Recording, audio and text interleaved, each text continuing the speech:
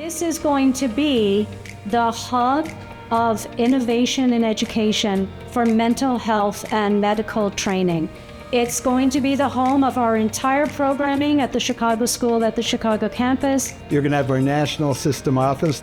We started the Community Solution Education System in 2009. Today we have 6 universities around the United States, governed, integrated, sharing infrastructure. This is the future home of the proposed Illinois College of Osteopathic Medicines. I am so excited when I look around this building and recognize what's going to be here in a very short amount of time. We've had a lot of really great support from the existing infrastructure of medical education here. They realize that we're doing something that will serve the community here. Traditionally, osteopathic physicians occupy a lot of space in the primary care world. And boy, we need more access to primary care in Chicago. I'm really looking forward to you all getting a chance to see this building, get a chance to walk through it. And Chicago is lucky to have this facility here, but as a state comptroller, I see the need everywhere. I would tell you from personal lived experience that I struggled with mental health.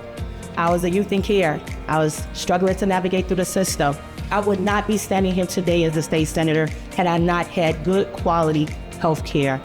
To see that equity is at the focus of what's happening right here and how it's going to change this entire city and state, and I think the entire ecosystem around us, you have to want to be a part of that. Thank you for doing that here, and thank you for getting your students into a place to help people. Thank you so much. Thank you. We're so blessed here, not in the ward, in the city, and the state, to have you here. So that's why I'm very excited, and thank you to you and your team for bringing this district, and we can bring more awareness to know it's help out here.